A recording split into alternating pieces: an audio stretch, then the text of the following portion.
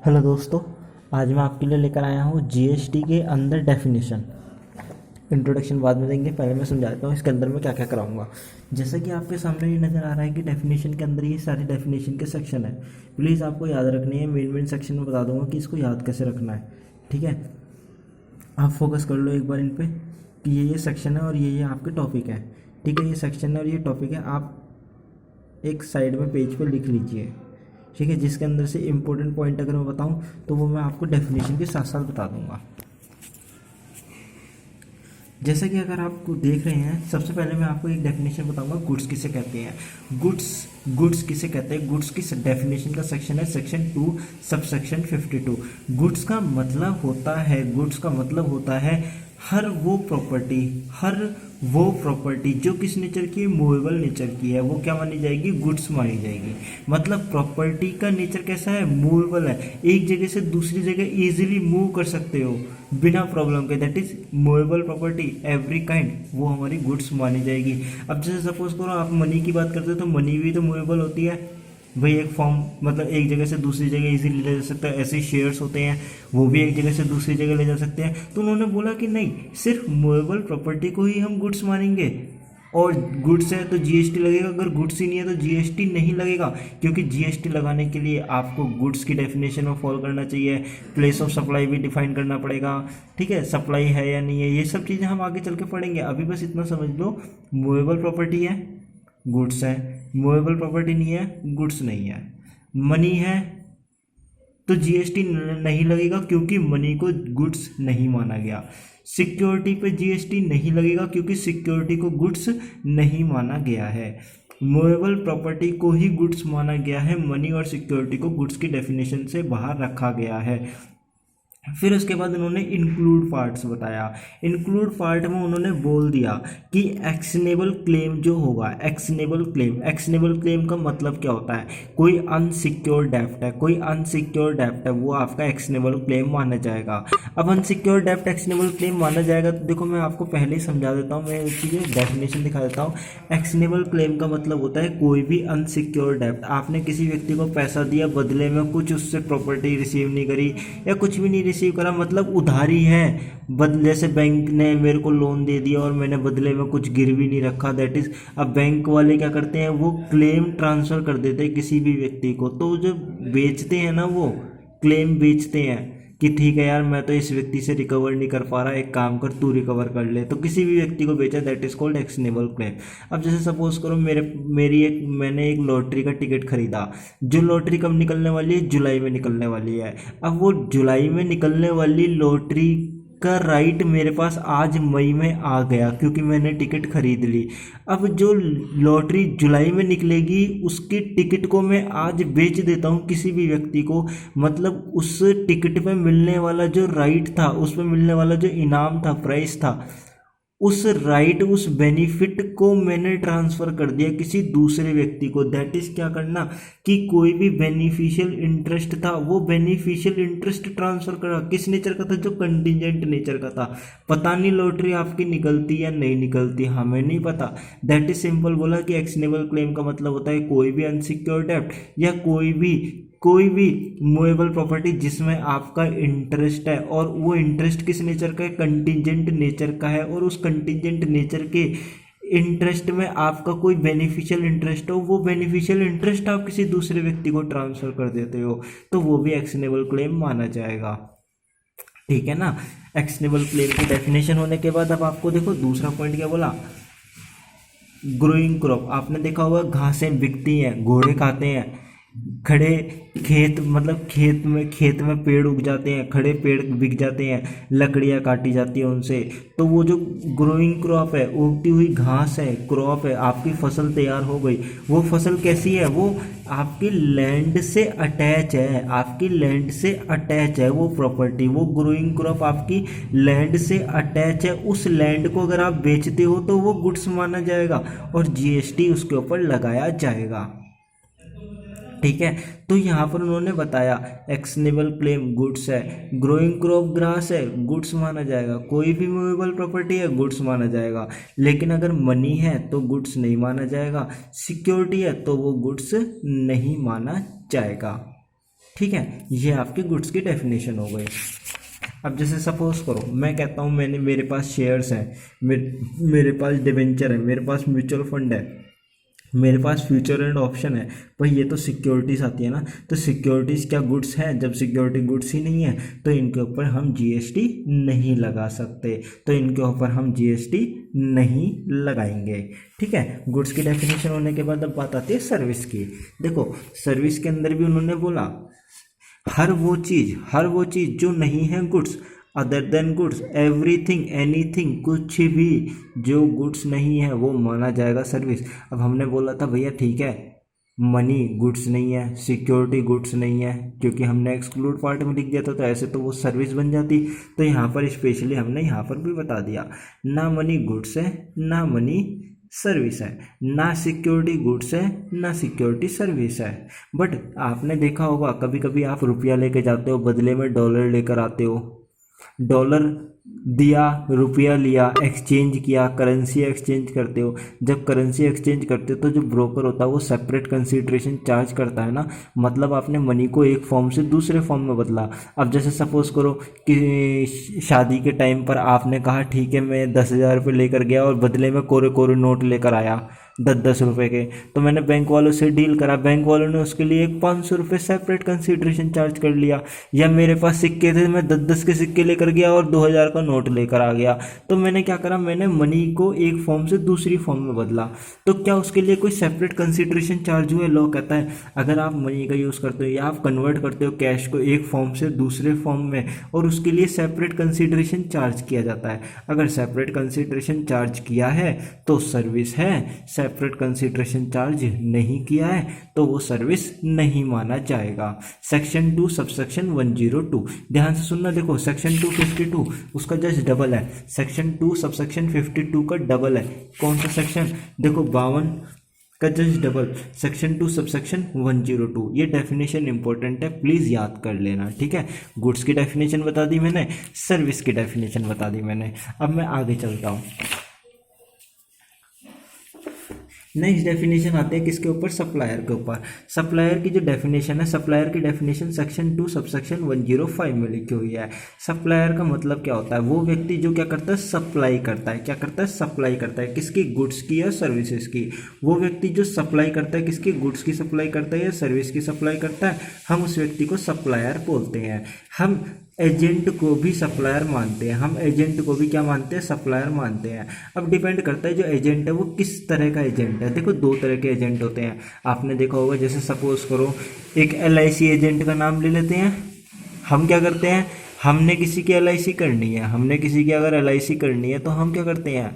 हमने जब किसी की LIC करनी होती है तो हम LIC ऑफिसर में जाते हैं और उस कहते हैं लो जी साहब कस्टमर आ गया, इसकी LIC कर दो। तो क्या हुआ? हमने कस्टमर को LIC वालों से मिलवाया और बदले में कमीशन लिया और साइड हो गए। तो एक तो वो एजेंट होता है, और दूसरा एजेंट वो होता है जो क्या करता है? प्रॉपर सावधानी से रेसिपिएंट का भी ख्याल रखता है और सप्लायर का भी ख्याल रखता है। एग्जाम्पल लेते हैं, जैसे सपोज करो मैंने क्या करा, मैंने कोई सामान बिचवाया सप्लायर का। अब सप्लायर से कहा ठीक है सप्लायर मैं तेरे बिहाफ पर काम करूंगा, तू दिल्ली में, मैं यूपी का क्लाइंट संभालता हूँ। मैंने यूपी में अपना क्या कर लिया? एक ऑफिस खोल लिया। अब यूपी में जब मैंने एक ऑफिस खोला, वो सप्लायर मुझे दिल्ली से यहाँ भेजता था सामान, और मैं यहाँ से यूपी में कस्टमर को भेजता था। तो सोच के देखो जो इनवॉइस जनरेट किया, बिल जनरेट किया, क्या उस पर दिल्ली के सप्लायर का नाम लिखा हुआ है या मेरा ही नाम लिखा हुआ है? अगर दिल्ली के सप्लायर का नाम लिखा हुआ है इसका मतलब क्या हुआ? मैंने कस्टमर को मिलवा दिया किससे? सप्लायर से, और मैं अलग हट गया। और दूसरा, अगर मैं अपना नाम से खुद बिल काटता हूँ कस्टमर को, कस्टमर से कहता हूँ भाई देख अगर ख़राब हो जाए ना तो तू यूपी में ही लेकर आ जाइयो सामान, मैंने अपने नाम से बिल काट दिया है, दैट इज़ अब मैं एजेंट सप्लायर बन गया हूँ, क्योंकि एजेंट ने अपना नाम लिखा है इनवॉइस पर, ना कि सप्लायर का नाम लिखा है। तो ध्यान से सुनना, सप्लायर 2 तरह के होते हैं। एक सप्लायर अपने बिहाफ पर ही काम करता, सारा एजेंट को शामिल नहीं करता है, एजेंट को सिर्फ कमीशन देता और लात मार के भगा देता है, चल भग यहाँ से। और दूसरा एजेंट से कहता है एजेंट एक काम कर, तू मेरे बिहाफ पर सामान रिसीव कर, आगे फर्दर इसको सेल करेगा तो अपने नाम से इनवॉइस काटियो एजेंट, मेरा नाम मत लिखियो, ये बात सप्लायर कहता है। तो उस केस में क्या होता है, यहाँ पर वो वाला एजेंट कवर है जो सप्लायर के बिहाफ पर सामान रिसीव करता है और आगे, ठीक है। तो आपको ये समझ में आ गया होगा। यहाँ पर सिंपल देखो लो, ये सप्लायर है, ये रेसिपिएंट है, कमीशन ये मतलब कोई एजेंट था, इन दोनों ने आप मतलब कमीशन जो एजेंट था, एजेंट ने सप्लायर रेसिपिएंट को मिलवा दिया आपस में एक दूसरे से और साइड हो गया। दैट इज़ ये वाला एजेंट कवर नहीं है। यहाँ पर ये कहता है कि ये एजेंट है, सप्लायर से रिसीव करता है गुड्स और आगे फर्दर जब इसको बेचता है तो ये क्या करता है, ये इनवॉइस अपने नाम पर बनाता है। ये व्यक्ति इनवॉइस अपने नाम पर बनाता है, ना कि सप्लायर का नाम लिखा होता है। ये एजेंट क्या करेगा, इनवॉइस जो काटेगा उस पर अपना नाम लिखकर इस व्यक्ति को काटेगा। दैट इज़ ये बोलेगा कि मैंने सेल किया है, मैं सप्लायर हूँ। तो ऐसे एजेंट को कवर करते हैं, ना कि ऐसे एजेंट को कवर करते हैं, ठीक है। ये सप्लायर की डेफिनेशन हो गई। नेक्स्ट आता है आपका रेसिपिएंट किसे कहते हैं। देखो ध्यान से सुनना, रेसिपिएंट किसे कहते हैं। यहाँ पर रेसिपिएंट के बारे में उन्होंने बोला, रेसिपिएंट का मतलब वो व्यक्ति जो क्या करता है, जो गुड्स को रिसीव करता है और बदले में क्या करता है, कंसिडरेशन को पे करता है। दैट इज़ वो व्यक्ति जो लायबल है कंसिडरेशन को पे करने के लिए। पॉइंट नंबर ए तो ये कहता है मैंने कोई गुड्स रिसीव किया तो मैं बदले में क्या पे करूँगा, कंसिडरेशन पे करूँगा। तो जो व्यक्ति पैसा देता है वो रेसिपिएंट माना जाता है। सपोज करो मैं पैसा नहीं दे रहा, या मैंने सपोज करो मेरे को गुड्स रिसीव हुआ, मेरे पापा ने पैसा पे किया, तो दैट इज कंसिडरेशन तो मैंने नहीं दिया, नो कंसिडरेशन इज पेबल। या कोई कंसिडरेशन देना ही नहीं है, without consideration free of cost goods दिया है। तो जब गुड्स फ्री ऑफ कॉस्ट दिया है या कंसिडरेशन किसी और व्यक्ति ने दिया, जो भी हो केस, तो उस सिचुएशन में कहते हैं ठीक है एक काम करो, गुड्स किसको डिलीवर किए गए, जिस व्यक्ति को गुड्स डिलीवर किए गए हैं हम उसको क्या मान लेंगे, उसको हम रेसिपिएंट मान लेंगे। ऐसे ये किसके बारे में बोला, गुड्स के बारे में। ऐसे क्या बोला, सर्विस के बारे में। तो जिस व्यक्ति अगर कंसिडरेशन नहीं है तो जिस व्यक्ति को सर्विस दी गई है हम उस व्यक्ति को क्या मान लेंगे, हम रेसिपिएंट मान लेंगे, ठीक है। अब जैसे क्या होता है कि जो बड़े बड़े घरों में रहने वाले लोग हैं वो कभी कभी गुड्स डायरेक्टली रिसीव नहीं करते, एजेंट के थ्रू रिसीव करते हैं। तो उन्होंने भी यही बोला कि अगर कोई एजेंट है रेसिपिएंट के बिहाफ पर अगर गुड्स रिसीव करता है तो एजेंट को भी हम रेसिपिएंट मान लेंगे। ये बात उन्होंने रेसिपिएंट की डेफिनेशन में बताई है, ठीक है। फिर नेक्स्ट आती है बात किसकी, नॉन टैक्सेबल सप्लाई की। अच्छा, नॉन टैक्सेबल सप्लाई की बात करूँ तो बेटा देखो ध्यान से सुनना, सप्लाई सेक्शन 7 बताता है। सप्लाई किसके बारे में, सप्लाई है या नहीं है ये बात सेक्शन 7 कहता है। सेक्शन 7 कहता है यस ये गुड्स की सप्लाई मानी जाएगी। सप्लाई तो है बट उसके ऊपर सप्लाई के ऊपर GST लगाया जाएगा या नहीं लगाया जाएगा, इस बात के लिए हम पढ़ते हैं सेक्शन 9। सेक्शन 9 बताता है लेवी के बारे में। चार्जिंग सेक्शन होता है, चार्जिंग सेक्शन ये कहता है लगेगा या नहीं लगेगा। चार्जिंग सेक्शन कहता है नहीं लगेगा तो दैट इज लेवी अट्रैक्ट नहीं हुई, लेवी अट्रैक्ट नहीं हुई, उसके ऊपर टैक्स नहीं लगाया जाएगा। एग्जाम्पल के रूप में बता दूं, सेक्शन 9 कहता है अल्कोहलिक लिकर पे GST नहीं लगाया जाएगा। जैसे सपोज करो मैं कहता हूँ अल्कोहलिक लिकर पे GST नहीं लगाया जाएगा। जब अल्कोहलिक लिकर पे GST नहीं लगाया जाएगा which is not levy for tax, तो इसका मतलब हमने क्या कहा, सेक्शन 9 से लेवी अट्रैक्ट ही नहीं हुई। हमने कहा पेट्रोलियम प्रोडक्ट पर GST नहीं लगाया जाएगा तो सेक्शन 9 से लेवी अट्रैक्ट ही नहीं हुई। जब लेवी अट्रैक्ट नहीं हुई तो GST नहीं लगा सकते। जब GST ही नहीं लगेगा तो हम उसे बोलेंगे कि ये सप्लाई तो है बट किस नेचर की है, नॉन टैक्सेबल नेचर की है, टैक्स नहीं लगेगा। क्यों, क्योंकि सेक्शन 9 से उसकी लेवी अट्रैक्ट नहीं हुई है। तो ऐसे गुड्स पे जिस पे सेक्शन 9 कहता है कि GST नहीं लगाया जाएगा तो ऐसे गुड्स को हम क्या बोलते हैं, नॉन टैक्सेबल गुड्स। क्या बोलते हैं हम उन्हें, नॉन टैक्सेबल गुड्स बोलते हैं, ठीक है। तो दूसरी तरफ आती है बात किसकी, टैक्सेबल गुड्स की। टैक्सेबल गुड्स किसे कहते हैं, टैक्सेबल गुड्स का मतलब होता है वो गुड्स जिनके ऊपर क्या लगता है, टैक्स लगता है, लेवी लगता है, टैक्स लगता है, तो उन गुड्स की सप्लाई को क्या बोला जाता है, टैक्सेबल सप्लाई बोला जाता है। अगर किसी गुड्स पर टैक्स लगता है, लेवी अट्रैक्ट होती है, सेक्शन 9 कहता है यस टैक्स लगेगा, सेक्शन 9 से लेवी अट्रैक्ट होती है, तो ऐसी सप्लाई को हम टैक्सेबल सप्लाई बोलते हैं, ठीक है। तो टैक्सेबल सप्लाई और नॉन टैक्सेबल सप्लाई समझ में आ गया होगा आपको, ठीक है। अब नेक्स्ट आता है एग्जेम्प्ट सप्लाई किसे कहते हैं। एग्जेम्प्ट सप्लाई का मतलब होता है, एग्जेम्प्ट सप्लाई का मतलब होता है, देखो ध्यान से, सप्लाई किससे पता चलता है, सेक्शन 7 बताता है कि यस ये मेरी सप्लाई है।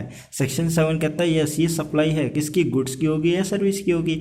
बट जो सप्लाई तो है सेक्शन 9 कि लेवी अट्रैक्ट हो रही है या नहीं हो रही, सेक्शन कहता है यस लेवी भी अट्रैक्ट हो रही है, टैक्स लगेगा, सेक्शन 9 भी कहता है। बट जो टैक्स का रेट है वो पहले से ही डिफाइन कर रखा है गवर्नमेंट ने, इसके ऊपर रेट नील होगा।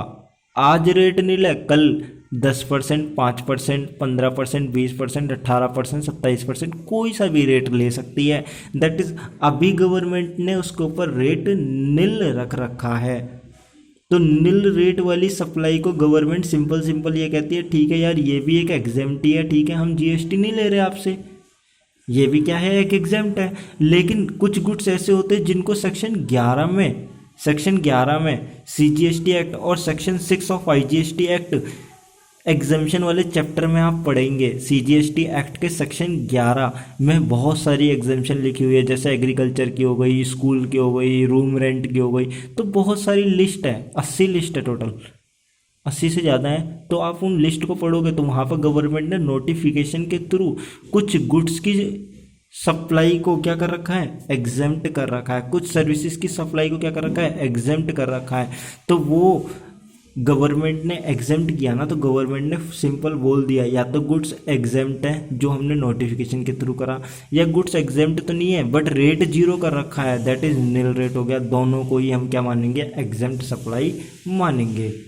ठीक है, तो एग्जेम्प्ट सप्लाई कोई कहता है आपसे तो क्या होगा, या तो एग्जेम्पशन दे रखी है गवर्नमेंट ने या उसका रेट अभी नील है। टैक्सेबल सप्लाई का मतलब सेक्शन 9 से लेवी अट्रैक्ट होती है, और नॉन टैक्सेबल सप्लाई मतलब सेक्शन 9 से लेवी अट्रैक्ट नहीं होती है, सेक्शन 9 नहीं लगता है, सेक्शन 9 उसको डेफिनेशन से बाहर रखता है। अभी कहते हैं ठीक है आज जीएसटी मत लगाओ उसके ऊपर। अच्छा नेक्स्ट आती है बेटा एग्रीगेट टर्नओवर की। एग्रीगेट टर्नओवर के अंदर कितनी बातें आती है, एग्रीगेट टर्नओवर की देखो ये डेफिनेशन बड़ी इंपॉर्टेंट है, ये डेफिनेशन बहुत इंपॉर्टेंट है।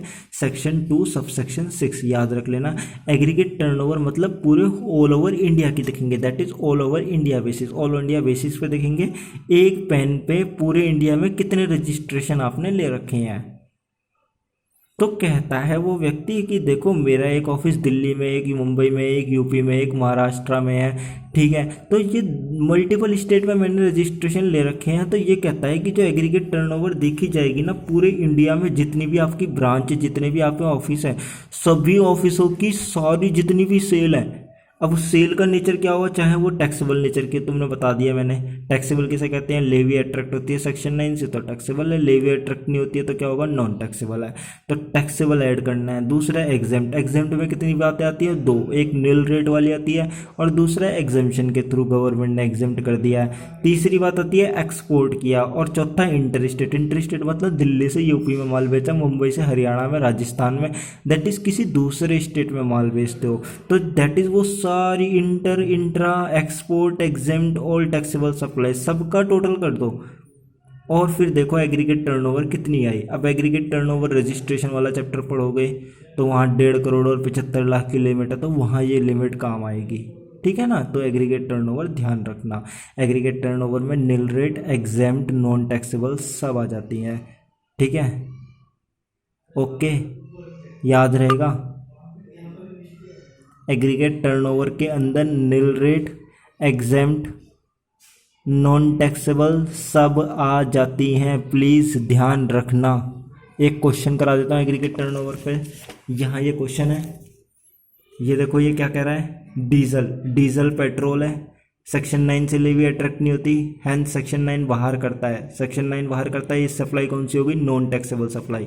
क्या एग्रीगेट टर्नओवर में ऐड होगी, मैंने कहा yes, non taxable supply, nil rate, exempt सारी टोटल करनी होती है, तो दैट इज 1 लाख की ऐड हो जाएगी। एक्सपोर्ट ऐड करते हैं, सप्लाई एक स्टेट से दूसरे स्टेट में दिया 5 लाख, ये भी ऐड होगा। और आउटवर्ड सप्लाई मतलब सेल तो मैंने की है बट रिवर्स चार्ज मैकेनिज्म के तहत टैक्स रेसिपिएंट पे करेगा।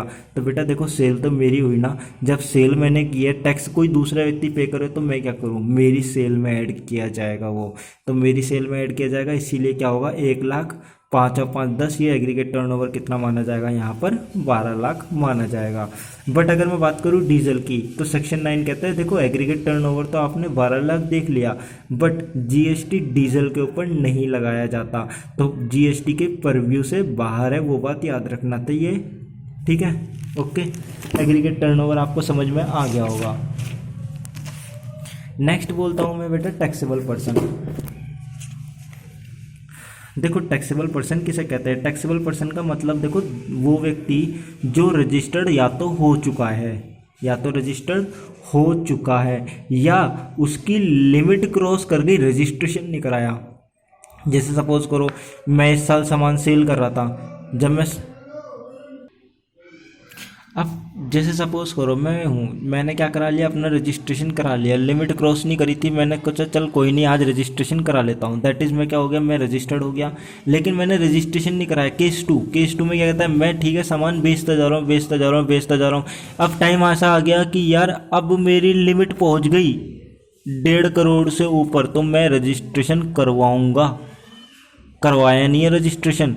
जब मैंने रजिस्ट्रेशन नहीं करवाया तो मुझे क्या बोलेंगे, मुझे बोलेंगे टैक्सेबल पर्सन। मुझे क्या बोलेंगे, टैक्सेबल पर्सन। लेकिन जब मैं रजिस्टर्ड करवा लूँगा तो मुझे बोलेंगे रजिस्टर्ड पर्सन। तो देखो रजिस्टर्ड पर्सन को टैक्सेबल पर्सन भी कहते हैं, बट नॉट रजिस्टर्ड पर्सन को रजिस्टर्ड तो नहीं बोलते, बट उसे टैक्सेबल बोलते हैं। तो टैक्सेबल पर्सन किस नेचर के होते हैं? 2 नेचर के होते हैं, या तो वो रजिस्टर्ड हो चुका है या लायबल है रजिस्ट्रेशन कराने के लिए सेक्शन 22 में या सेक्शन 24 में।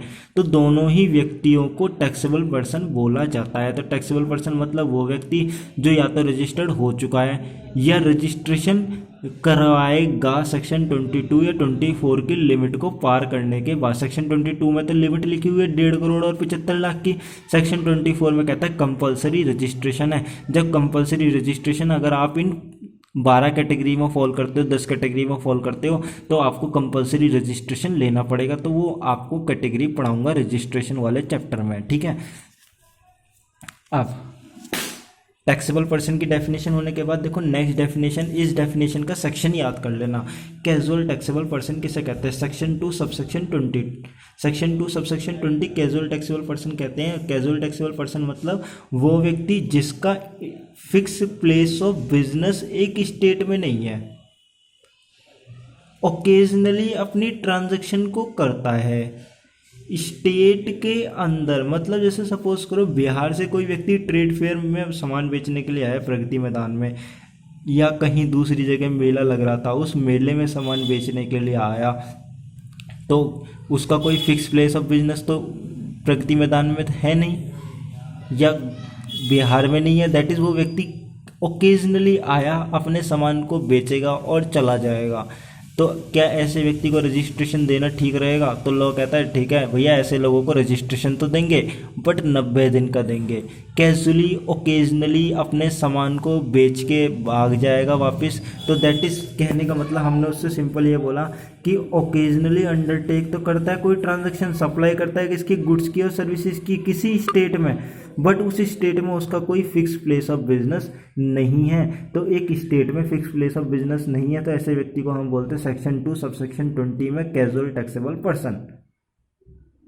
ओके, तो कैजुअल टैक्सेबल पर्सन हम किसे बोलते हैं कि वो व्यक्ति जो ओकेजनली कोई ट्रांजैक्शन करता है, सप्लाई की, गुड्स की या सर्विसेज की, कुछ भी बेचता है, ओकेजनली बेचता है, सामान को लेकर आता है, दिखाता है शोरूम की तरह, 90 दिन से कम के लिए आया है, सामान बेचेगा और वापस अपने घर लौट जाएगा। तो ऐसे व्यक्तियों को हम कहते हैं कैजुअल टैक्सेबल पर्सन। लेकिन सपोज करो यही व्यक्ति अगर कहाँ से आता, विदेश से आता, जिसका इंडिया में कोई फिक्स प्लेस ऑफ बिजनेस नहीं है, मतलब ये व्यक्ति तो इंडिया में रहने वाला था, तो इसीलिए हमने क्या बोला उसे कैजुअल टैक्सेबल पर्सन।